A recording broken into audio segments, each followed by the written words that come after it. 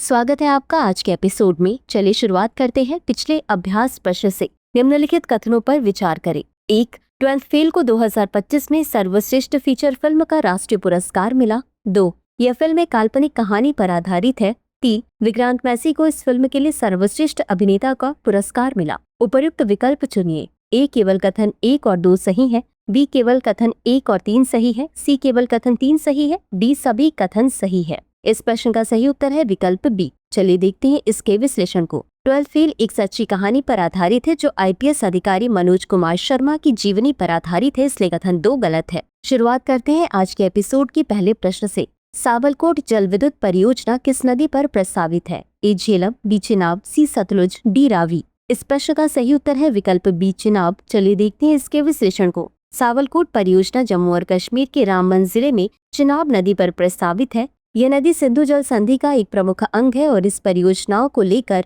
भारत और पाकिस्तान के बीच वर्षों से विवाद रहा है। अगला प्रश्न है, आईएमएफ ने अपने नवीनतम वर्ल्ड इकोनॉमिक आउटलुक 2025 में वैश्विक विकास दर का अनुमान कितना प्रतिशत रखा है? ए 2.5%, बी 2.8%, सी 3.0%, डी 3.5%। इस प्रश्न का सही उत्तर है विकल्प सी 3.0%।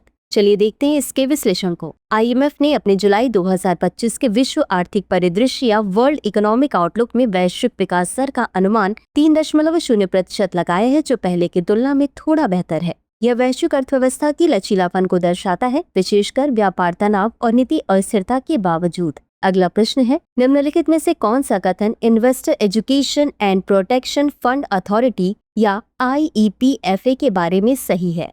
ए, इसे 2013 में स्थापित किया गया था। बी, यह भारतीय रिजर्व बैंक के अधीन कार्य करता है। सी, इसका उद्देश्य निवेशकों को वित्तीय शिक्षा देना और उनकी सुरक्षा करना है। डी, यह केवल कंपनियों को धन वापसी की अनुमति देता है, निवेशकों को नहीं। इस प्रश्न का सही उत्तर है विकल्प सी। चलिए देखते हैं इसके विश्लेषण को। IEPFA एक वैधानिक निकाय है जिसे 2016 में कंपनी अधिनियम 2013 के तहत स्थापित किया गया था। इसका मुख्य उद्देश्य निवेशकों को वित्तीय शिक्षा देना, उनकी सुरक्षा करना और निवेश से जुड़ी जानकारी प्रदान करना है।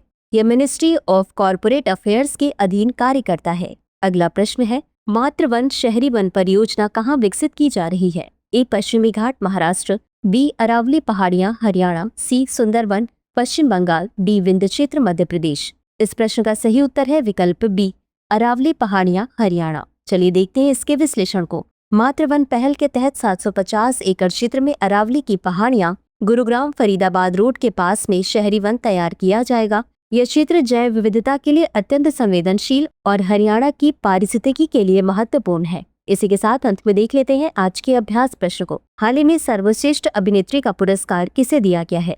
ए काजोल, बी माधुरी दीक्षित, सी रानी मुखर्जी, डी शिल्पा शेट्टी। इस प्रश्न का उत्तर कमेंट बॉक्स में जरूर दें। आज के लिए बस इतना ही। धन्यवाद।